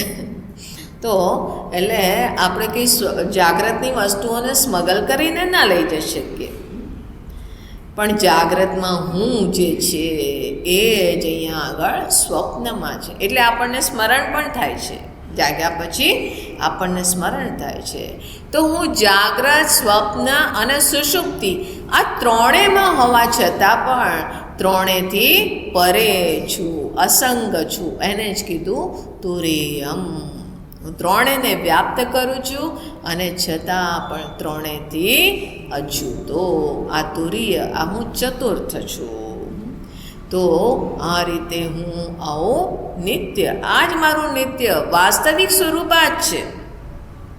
તદ બ્રહ્મ નિષ્કલમ અહમ ન ચ ભૂત સંગઃ. આ જે નિષ્કલ બ્રહ્મ, નિષ્કલ મતલબ કલા રહિત. કલા મને જેમાં કોઈ વધઘટ નથી થતી. સૂર્યમાં વધઘટ થઈ રહી છે, એને કીધું કલાઓ. સૂર્ય નહીં, ચંદ્રમાની કલાઓ. અમાવસ્યામાં પૂર્ણ હ્રાસ થઈ ગયો અને પૂર્ણિમા આવી ત્યારે પૂર્ણ કલાઓ ખીલી ઉઠી. પૂર્ણિમાનો ચાંદ, અમાવસ્યાનો ચાંદ, અમાવસ્યામાં એ મલિન થઈ ગયો. તો કે એવી રીતે મારામાં કોઈ વધઘટ થાય છે? બોલે નહીં, મારામાં કોઈ વધઘટ નથી. હું કલા, આ કલા ક્યારે હોય? જ્યારે અવયવ હોય. અવયવ મને જેમાં અંગ હોય, અંગ હોય, અવયવ હોય તો જ એમાં વધઘટ થાય. આપણે નાના હતા, બોલે કે હું જ્યારે નાનો હતો ત્યારે આવો હતો, મારી આટલી હાઈટ, આટલું એ, મને એ વખતે નંબર નહોતા, ચશ્મા નહોતા. પછી ધીમે ધીમે મોટો થયો, આટલા વર્ષની ઉંમરમાં મને ચશ્મા આવી ગયા. આ ટ્રાયપોડની ઉપર, ટ્રાયપોડની ભગવાને પહેલેથી એટલા માટે વ્યવસ્થા કરેલી, 2 કાન અને 1 નાક, એની ઉપર ચશ્મા આપણે ટેકવી શકીએ. પછી વધુ ધીમે ધીમે મોટો થયો તો ભગવાને એક છે તે અહીંયા આગળ પેલું ગોખલો આપેલો છે. હવે કાને સંભળાવવાનું ઓછું થયું તો એ ગોખલામાં ઇયરિંગ એડ લગાવ્યા. બોલે કે આવું છે તે મારા શરીરમાં સતત પરિવર્તન થતું આવ્યું છે. મનમાં પણ પરિવર્તન થતું જાય છે. નાના હતા ત્યારે બુદ્ધુ હતા, જેમ જેમ મોટા થતા ગયા એમ લોકોની દૃષ્ટિમાં બુદ્ધિમાન થતા ગયા. અસલિયત આપણને ખબર છે કેટલા બુદ્ધિમાન છે, કારણ કે સમસ્યા એવી ને એવી છે ને. બુદ્ધિમાન થઈ જાય તો આપણી સમસ્યાઓનું સમાધાન થઈ ગયું હોય. પણ આપણે મૂળ રૂપે તો ભાઈ દેવતા હોય કે અસુર હોય, બંને એક જ શ્રેણીમાં છે. કારણ કે એનું પણ હાથમાંથી કટોરો છૂટતો નથી અસુરોનો, અને દેવતાઓનો પણ નથી છૂટતો. દેવતા લોકો છે એ ધર્મનો આશ્રય લઈને કટોરો આગળ કરે છે, અને અસુર છે એ બોલે બાય હુક ઓર ક્રુક. સીધી આંગળીએ ઘી ના નીકળે તો આંગળીને ટેઢી કરો, પણ જોઈએ એટલે જોઈએ. આ બંનેનું એ પ્રકૃતિ છે. પણ એ નાના હતા ત્યારે અમે બુદ્ધુ હતા. એક જગ્યાએ અહીંયા આગળ ભિક્ષામાં જવાનું થયું. તો એ બેન છે તે ભિક્ષા પીરસતી હતી અને એમના હસબન્ડ હતા એ આવતા હતા પ્રવચનમાં. તો એમણે કીધું કે જય માતાજી ભિક્ષા માટે આવો. મેં કીધું ચલો. તો એ બેન જે હતી એમની શ્રીમતીજી, તો એ પીરસતા વારંવાર મારી સામે બહુ ધ્યાનથી જોવે. પછી ફાઇનલી એનાથી રહેવાયું નહીં. તો કે તમે એ તો નહીં. મેં કીધું વાહ, તારી અંદર તો એવો વિવેક છે કે તું આ જીવની અંદર પણ બ્રહ્મનું દર્શન કરી શકે એમ છે. કે આ રોલ બદલાઈ ગયો, આ અવસ્થા બદલાઈ ગઈ, પણ તે એને ડિસ્કવર કરી દીધું. હવે ઉપરથી બધા પરિવર્તન થઈ રહ્યા છે. આ મનની અંદર ભાવનાઓ બદલાય છે, પસંદ નાપસંદ બદલાય છે, રાગ દ્વેષ બદલાઈ રહ્યા છે, તમારો રોલ બદલાયા કરે છે, તમારા જ્ઞાનમાં પરિવર્તન છે, પણ એની પાછળ જે હું છું બદલાયો? હું છું નથી બદલાયો. હું તો એવો ને એવો. કેવો?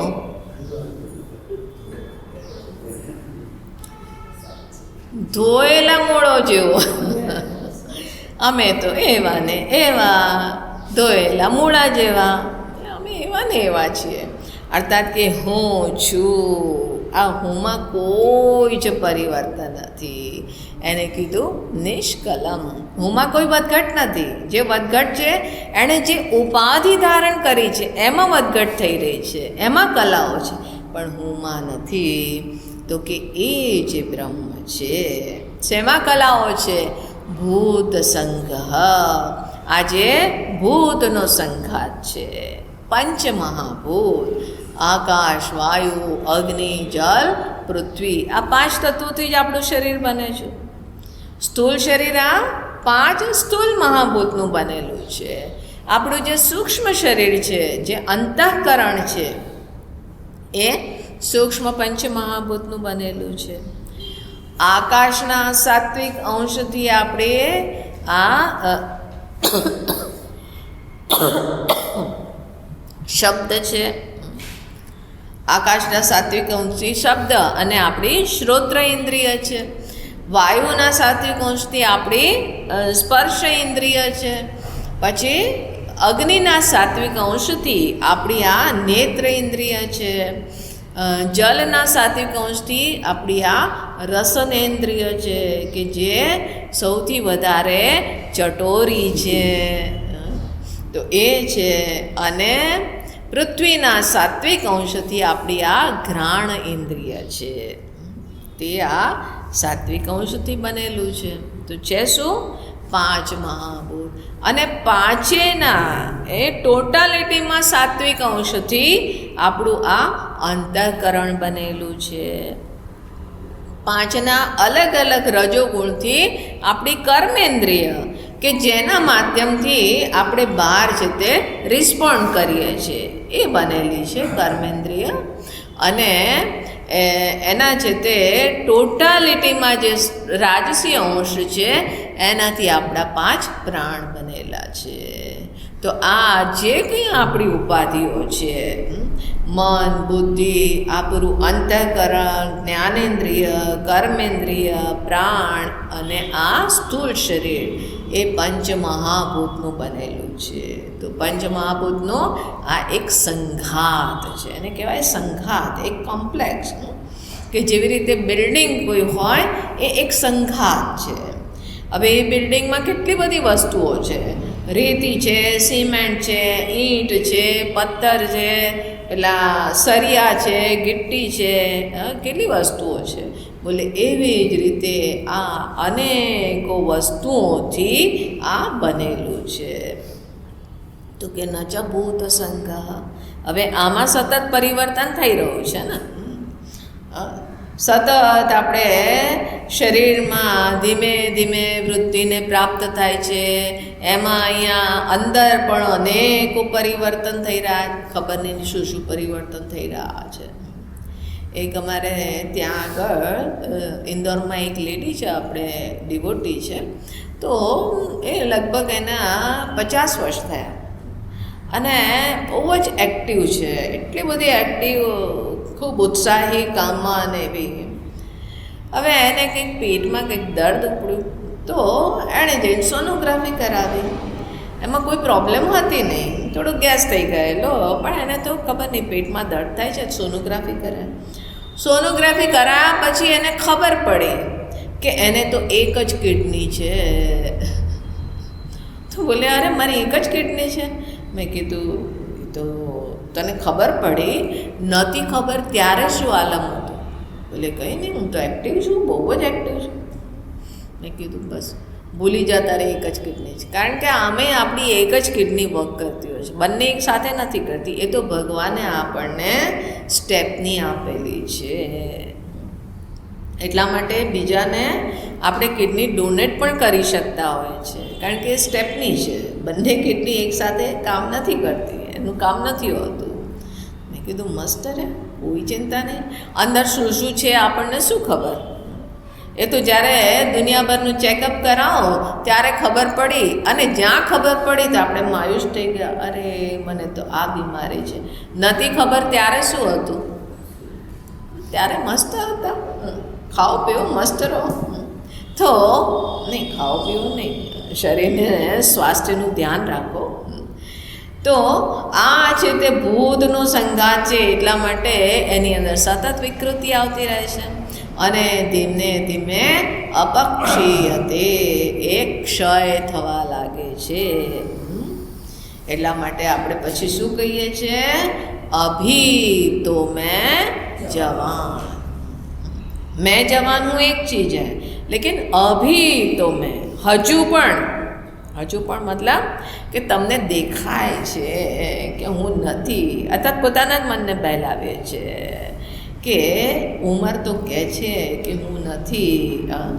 અને જ્યારે કોઈ કડક મજાની તલની ચીકી આપે તો એ ચાવતી વખતે અંદર તો ભાન થાય છે કે હવે ચવાતું નથી, શેરડીનો સાંઠો હવે ખવાતો નથી, પણ અભી તો મેં જવાન.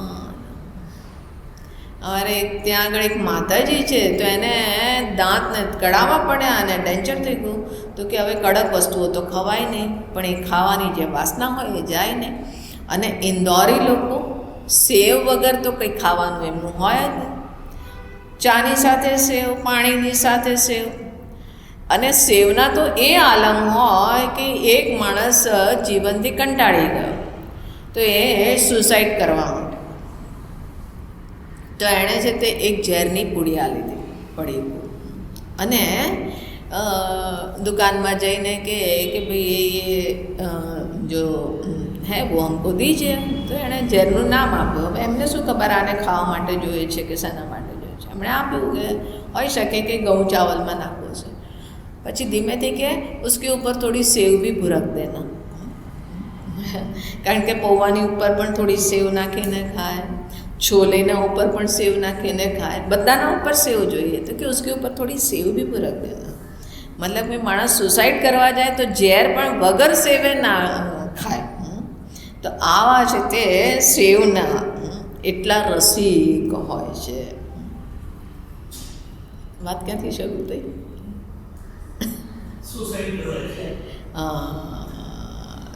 સુસાઇડ કરવા જાય તો સેવને ના છોડે. પણ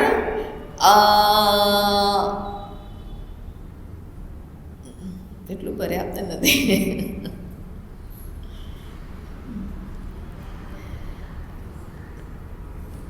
હા, તો એ માતાજી જે છે ને, તો એ સેવને પણ મિક્સીમાં પીસીને પછી ખાય.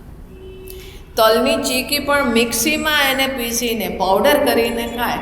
બોલે કે એ ખાના તો હમ નહીં છોડેંગે. હવે દાંત પણ તૂટી ગયા અને છતાં પણ ખાવાનું. બોલે કે દાંત એટલા માટે તૂટ્યા કારણ કે અંદરનું પણ પાચન તંત્ર કમજોર થઈ ગયું. बोले खा लेंगे ऊपर से दवाइयाँ खा लेंगे, आखिर ये सब दवाइयाँ वो किसके लिए बनी है? अपने लिए तो बनी है ना. કેમ કેમ ખાવું છે? અભી તો મેં જવાન હું. આ શરીર કહી રહ્યું છે કે હજી જવાન નથી, હજી પણ હવે કંઈક ને કંઈક બેસાખીની જરૂર છે, પણ અભી તો મેં જવાન. તો અભી તો મેં, હજુ પણ એ કહેવાની પાછળનો મકસદ છે. નાનું છોકરું એવું ના કહે કે અભી તો મેં જવાન. જે 20 વર્ષનો છે એ ના કહે કે અભી તો મેં જવાન. પણ 60 વર્ષ પછી એમ કે અભી તો મેં જવાન હું. કારણ કે જાણે છે કે શરીરમાં પરિવર્તન થઈ રહ્યા છે, વિકૃતિ થઈ રહ્યા, ધીમે ધીમે ક્ષયની તરફ જઈ રહ્યો છે, પણ છતાં પણ હું નિષ્કલમ. કારણ કે ન ચ ભૂત સંગ, હું એ બ્રહ્મ છું જે આ ભૂતના સંઘાતથી પરે છે, જે આ શરીરને જીવંત બનાવે છે. હું આવ્યા પછી જ, હું જાગ્યા પછી આ શરીર જીવંત થઈ જાય છે. મનની અંદર પણ આ અનેકો વૃત્તિઓનો પ્રવાહ પ્રારંભ થાય છે. આ શરીર જે છે એ ડાયનેમિકલી કામ કરવા લાગે છે, અનેકો રોલ ધારણ કરીએ છીએ. આ હુંના આવ્યા પછી જ થાય છે. એ હું જે છે એ આ બધાથી પરે અસંગ સચ્ચિદાનંદ સ્વરૂપ, શુદ્ધ ચેતન સત્તા માત્ર એ હું છું, જે અહીંયા આગળ સવારમાં એ જ તત્વ આ હું રૂપે સંસ્ફુરત. તો આ પોતાની બાબતમાં આ જે કંઈ આપણે ધારણાઓ, ધીમે ધીમે આ બધી ધારણાઓ પાછી સવાર થવા લાગશે, પણ એને બધાનો નિષેધ કરીને આ હું નથી, પણ આ રીતનું જે અહીંયા આગળ વર્ણન કર્યું એ હું છું, એની આપણે અવેરનેસ ઉત્પન્ન કરી. તો આ પહેલા શ્લોકમાં આ હું રૂપે જે ભાન થઈ રહ્યું છે એનું સ્મરણ કરીએ છીએ, એના સ્વરૂપનું સ્મરણ કરીએ છીએ. જે મેં શ્રવણમાં જેનું જે તત્વનું મેં શ્રવણ કરેલું છે એનું હું સ્મરણ કરું છું. હવે આગળના શ્લોકમાં કહે છે પ્રાતર્ભજામિ મનસા વચસા મદમ્યમ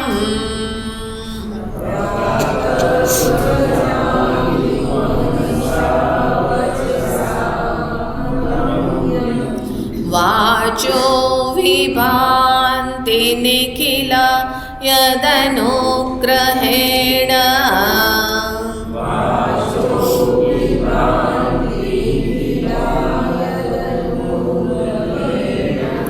યન્નેતિ નેતિ વચનૈર્નિગમા અવોચુઃ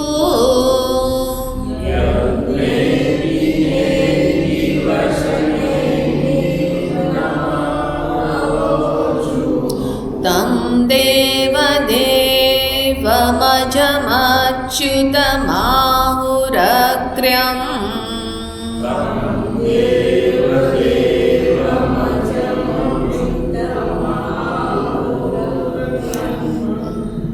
તો હવે અહીંયા આગળ ઈશ્વરનું સ્મરણ કરે છે. ભજામી, ભજન કરું છું. હવે ઈશ્વરની અવેરનેસ ઉત્પન્ન કરે છે. પહેલાં તો હૃદયમાં સ્ફુરિત જે છે એ હું રૂપે, હવે અહીંયા આગળ ઈશ્વર કે જેમની કૃપાથી હું જે સૂતેલો એ જાગ્યો. એમની કૃપા છે તો જ જાગી શકો છો ને, નહીં તો રાતે સૂતા અને સ્વિચ ઓફ થઈ ગયું. બોલે કે ભગવાન સ્વિચ ઓન કરવાનું ભૂલી ગયા. બોલે ભૂલ્યા નથી. હવે આ ફિલામેન્ટ ઉડી ગઈ, બલ્બ ફ્યુઝ થઈ જાય ને એવી રીતે આ પણ બલ્બ હવે ફ્યુઝ થઈ ગયો. તો હવે એમાં જે ઇલેક્ટ્રિસિટીની અભિવ્યક્તિ હતી એ હવે બીજી જગ્યાએ થશે. આવું છે આ શરીરનું. રાતે સૂતા, સવારે ઉઠીએ છીએ. તમારા સંકલ્પથી ઉઠ્યા છો, સંકલ્પ ગમે તેટલા કરો. હા, આપણને વિશ્વાસ છે આપણે ક્યાંક શ્રદ્ધા રાખીએ છીએ કે નહીં સવારે ઉઠીશું અને એટલા માટે પ્લાન કરીએ છીએ કે માતાજી ઢોકળાનું પલાળી દો, કાલ ઢોકળા ખાશો. ખબર નહીં કાલે રહ્યું કે ના રહું, હવે તમે ઢોકળા પલાળો અને હું નહીં રહું તો તમને દુઃખ થશે, પછી તમે આ જીવન ઢોકળા ખાવાનું બંધ કરી દેશો. કે આપણે માતાજીના માટે ઢોકળા પલાળ્યા હતા અને માતાજી સૂતા તો સૂતા જ રહી ગયા.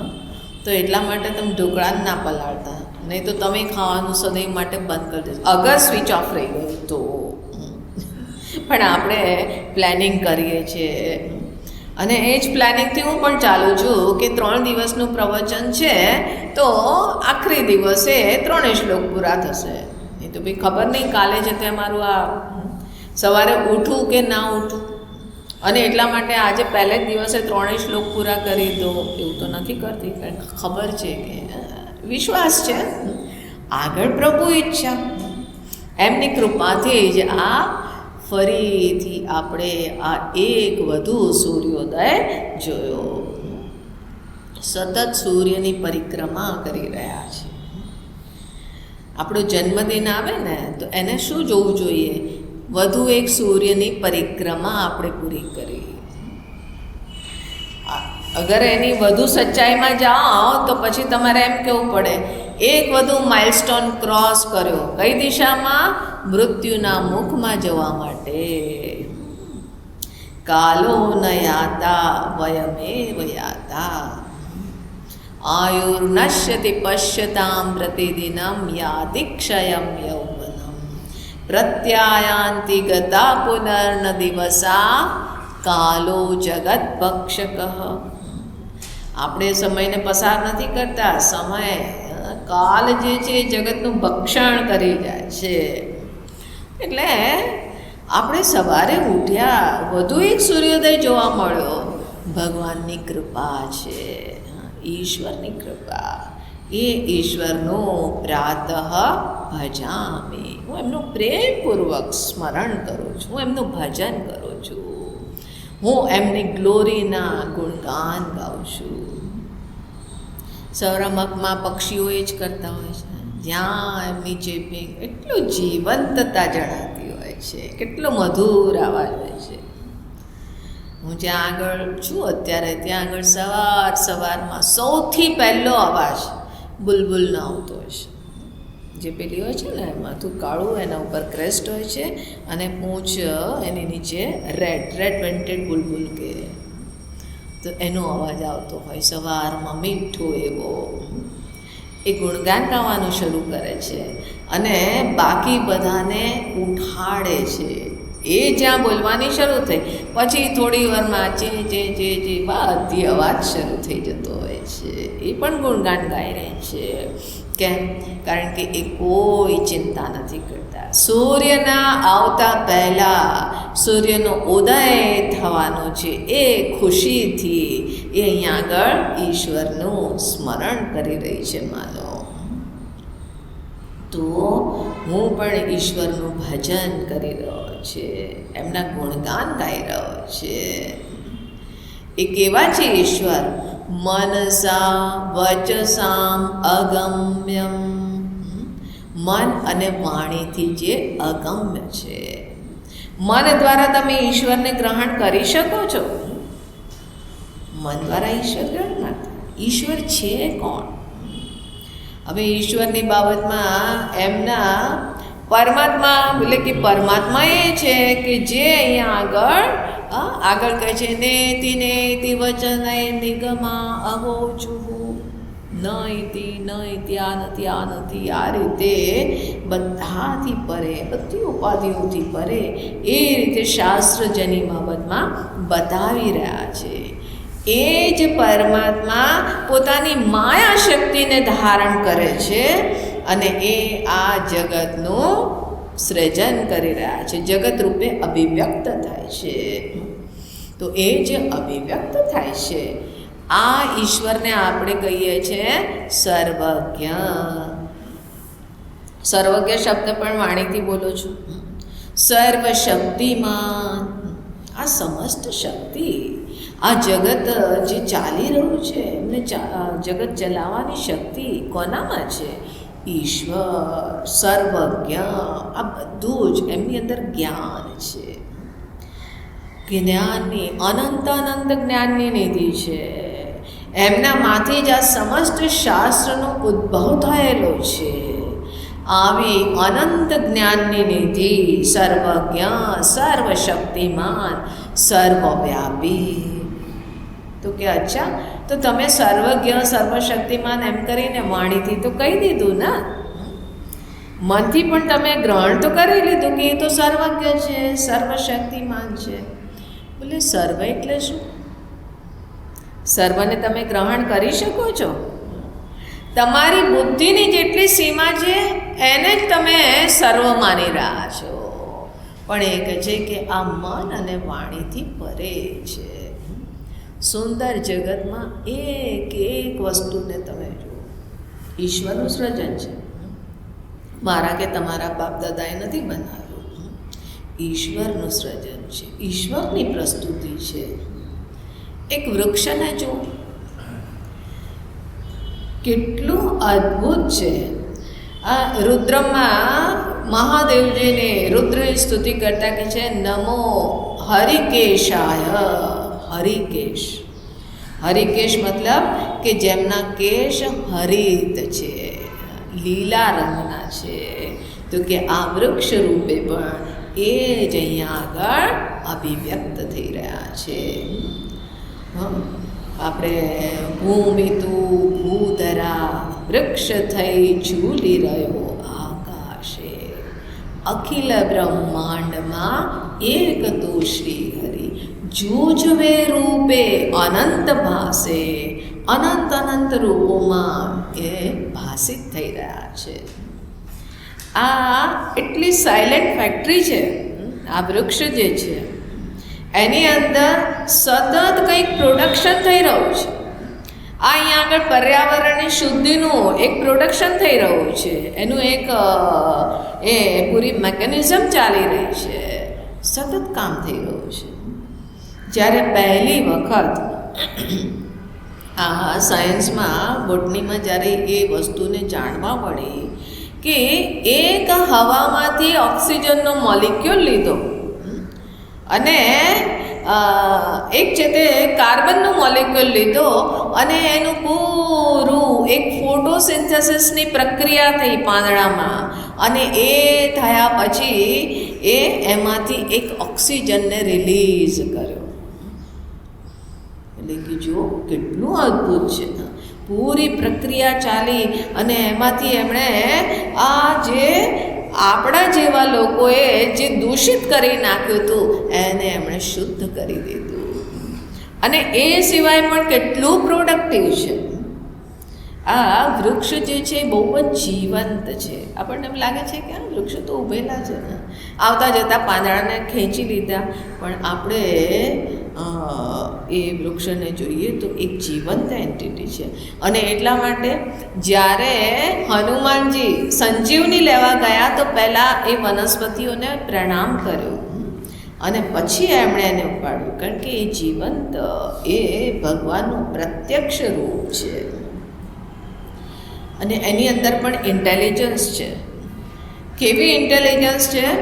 તો એક જગ્યાએ મેં એની એક ડોક્યુમેન્ટરી હતી એ મેં જોયેલી, તો એમાં કીધું કે બે વૃક્ષ જંગલમાં જાઓ તો ત્યાં આગળ મશરૂમ્સ જોવા મળતા હોય. આપણે એને શું કહેવાય, બિલાડીનો ટોપ કહીએ ને, મશરૂમ જોવા મળે. એ મશરૂમનો બહુ વિશેષ રોલ હોય કે બે વૃક્ષ પાસે પાસે હોય તો એક વૃક્ષમાં છે તે નાઇટ્રોજનની કમી છે અને બીજા વૃક્ષમાં કોઈ પોટેશિયમની કમી છે.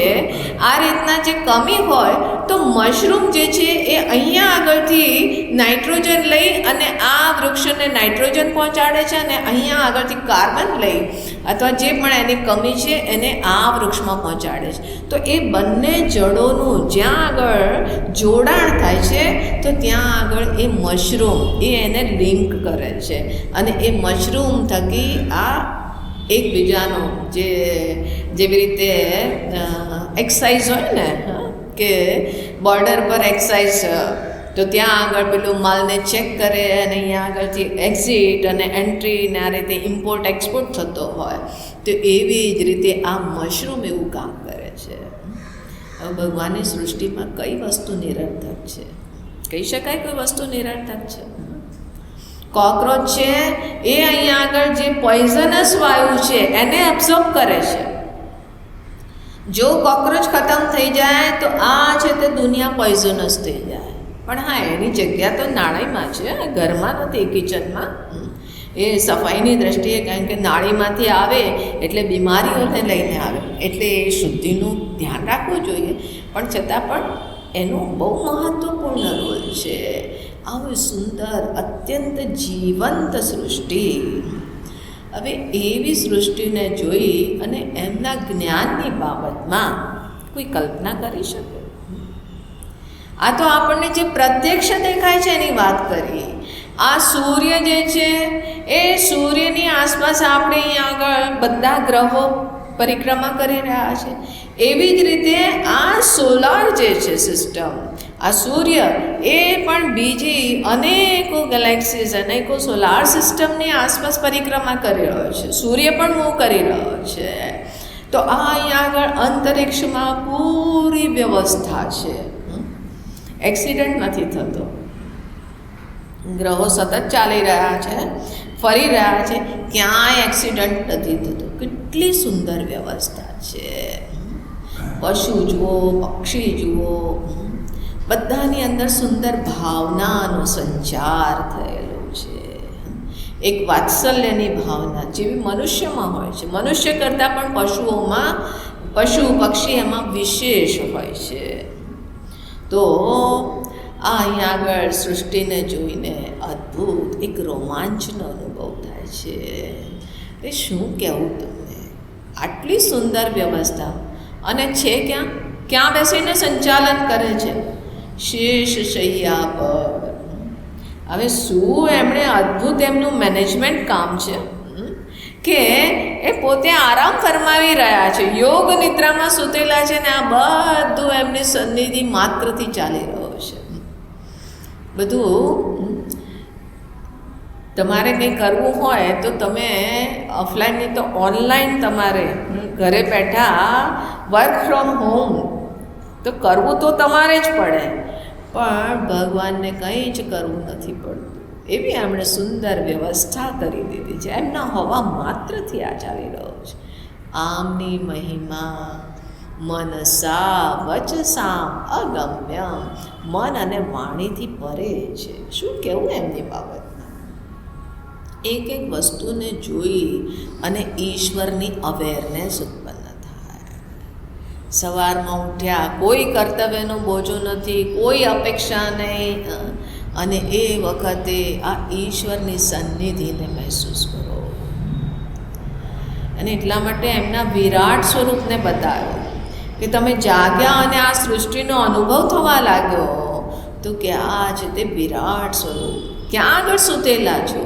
પરમાત્માની ગોદમાં. કેમ? કારણ કે આ ઈશ્વર વિરાટ સ્વરૂપે, વિરાટ જે અહીંયા આગળ આ જે સૃષ્ટિ છે એ એમનું માનો કે શરીર છે, વિરાટ શરીર. તો પૃથ્વી જે છે એ એમના ચરણ છે. તો તમે ક્યાં સૂતેલા? એટલા માટે નિશ્ચિંત થઈને સૂઈ શકો છો. ક્યાં સૂતેલા છો? ભગવાનની ગોદમાં છીએ. કોની છત્ર છાયામાં? આકાશ રૂપી છત્ર, એમની છત્ર છાયામાં. કેટલા સિક્યોર છીએ આપણે. આ બધું હોવા છતાં જો કોઈ ચિંતા કરે તો મારા ખ્યાલથી એ છે તે પશ્યન અપી ન ચ પશ્યતિ મૂઢ. સામે પ્રત્યક્ષ દેખાય છે કોણ શ્વાસ ચલાવી રહ્યો છે, પ્રત્યક્ષ જણાય છે, અને છતાં પણ એ નથી જોતો, આંધળો છે. ન ચ પશ્યતિ. બોલે અદ્ભુત. જ્યાં આગળ સૃષ્ટિ આંખ ખોલો તો મોઢામાંથી આ શબ્દ અસમ નીકળી જાય, અથવા તો નિશબ્દ થઈ જાય. એવું સુંદર અસ્તિત્વનું ભાન થયું. અને સવારમાં જુઓ કે કેટલી જીવંત પ્રકૃતિ હોય છે. કોઈ બીજા જમેલા નથી. હજી આ શૈતાન લોકો બધા સૂતેલા છે, જે અહીંયા આગળ દુનિયાભરનું પોલ્યુશન ઉત્પન્ન કરે છે, જે અહીંયા આગળ રાગ દ્વેષની સૃષ્ટિ કરે છે, એ બધા એ મન મારું પણ હજી શાંત છે. મારા મનની અંદરના શૈતાન પણ સૂતેલા છે હજી, અને બહારના જગતમાં પણ. અને એ વખતે સુંદર પ્રકૃતિ, જીવંત પ્રકૃતિને જોઈ અને ઈશ્વરના અસ્તિત્વની અવેરનેસ જગાવો. પ્રાતર ભજામી. તો હવે એના ગુણગાન ગાશો? બોલે બિલકુલ ગાઈશું, પણ મનસા વચસામ અગ્રહ. સૌથી મહાન સ્તુતિ આ જ છે. એટલા માટે પુષ્પદંતજી કહે છે ને, મહિમ ન પારંતે, તમારી મહિમા તો અપરંપાર છે. અતીત પંથાનમ તવ ચ મહિમા વામ મનસયો. વાણી અને મનથી પરે તમારી મહિમા છે. તમારા મહિમાને આ કયા શબ્દોથી હું વર્ણન કરું? મારી પાસે કોઈ શબ્દ નથી, કારણ કે શબ્દ પણ તો વાચો વિભાંતિ નિખિલા યદ અનુગ્રહેણ. આ મારી વાણી પણ તો એમના થકી પ્રકાશિત થઈ રહી છે. એમની કૃપાથી હું બોલી શકું છું. જેમની કૃપાથી હું બોલી રહ્યો છું, એમને માટે હું કયા શબ્દોનો પ્રયોગ કરું? આ તો એ વસ્તુ છે, તેરા તુજકો અર્પણ ક્યાં લાગે મેરા. એમના જ બગીચામાંથી આપણે ફૂલ છૂટીને અને એમના ચરણોમાં અર્પણ કરી રહ્યા છે. શબ્દની સૃષ્ટિ કોની છે? એમની છે. બોલવાનું સામર્થ્ય કોણે આપ્યું છે? એમણે આપ્યું છે. અને આપણે એમની સ્તુતિ કરી રહ્યા છે. અને પછી કંઈ અમે ભજન કરી રહ્યા છે. એટલે ભગવાનનું ભજન. જો રોજ તો હું છે ને તે આ સ્તોત્ર, મહિમનો સ્તોત્ર બોલું છું. મહિમનો અર્થ સમજશો તો તમને ખબર પડશે. મૌન રહો, કંઈ જ બોલાયું નથી. હું પણ બોલું, શિવ પંચાક્ષર પણ બોલું છું, રુદ્રાષ્ટકમ બોલું છું, આ દેવી સ્તુતિ પણ બોલું છું, હનુમાન ચાલીસાનો પણ પાઠ કરું છું. હા, હનુમાન ચાલીસાનો પાઠ છે તે નાનપણમાં કરતા હતા, કારણ કે ભૂત પિશાચ નિકટ નહીં આવે. અંધારામાં જવા બીક લાગતી હતી તો માએ શીખવાડ્યું, હનુમાન ચાલીસામાં કીધું છે ને ભૂત પિશાચ નિકટ નહીં આવે, એટલે એના ચક્કરમાં હનુમાન ચાલીસા યાદ કરી લીધા ને હવે આદત વધારે ચાલે છે. ગમે તેટલી તમે સ્તુતિ કરો, પણ એ અજ્ઞાનની વિનમ્રતા બની રહે. પોતાની આ સામર્થ્યની સીમાનો અહેસાસ બની રહે કે આ મારી પણ તમારી કૃપાથી આ મારી વાણી બોલી રહી છે. મનની અંદર વિચાર એ તમારી કૃપાથી છે. હું કેવી રીતે તમારું વર્ણન કરી શકું? તો કે આ રીતે પણ ભગવાનનું માનો કે ભજન થઈ રહ્યું છે, એમની સ્તુતિ થઈ રહી છે. અને કહે છે કે તો પછી શાસ્ત્ર કેવી રીતે બતાવે છે? યન્નેતિ નેતિ વચનૈ નિગમા અવોચુઃ. નિગમ અર્થાત કે શાસ્ત્ર કે જે એમની બાબતમાં બહુ સ્પષ્ટ રૂપે જણાવે છે, એટલે બિલકુલ સ્પષ્ટ રૂપે જણાવે છે. બોલે હા, પણ કેવી રીતે? નેતિ આ નથી એ રૂપે બતાવે છે. એના ઉપર આપણે વિચાર કરીશું કાલે. તમ દેવ દેવમ, એ દેવોના દેવ. દેવ મતલબ કે જે પ્રકાશ સ્વરૂપ છે. સૂર્ય, ચંદ્ર આ બધા પ્રકાશ સ્વરૂપ છે. એમને જોવા માટે તમારે કોઈ પ્રકાશની જરૂર નથી, પણ આ બધા પ્રકાશને પણ જે પ્રકાશિત કરવાવાળા છે સ્વયં પ્રકાશ સ્વરૂપ, કે જેમની કૃપાથી, જેમની સન્નિધિ માત્રથી આ સૂર્ય આ બીજાને પ્રકાશિત કરી શકે છે. મારી આંખ, મારી વાણી આ બહારના વિષયોને પ્રકાશિત કરે છે. એટલે કીધું નેતિ કે એના માટે હું કોઈ શબ્દના પ્રયોગ કરી શકું. આ રીતે દેવમ આ સ્વયં પ્રકાશરૂપ, અજન્મા, અચ્યુતમ, એમાં કોઈ ચલન, કોઈ છે તે પરિવર્તન નથી. આહુહુ અગ્ર્યમ, એને જ સર્વશ્રેષ્ઠ કીધું છે.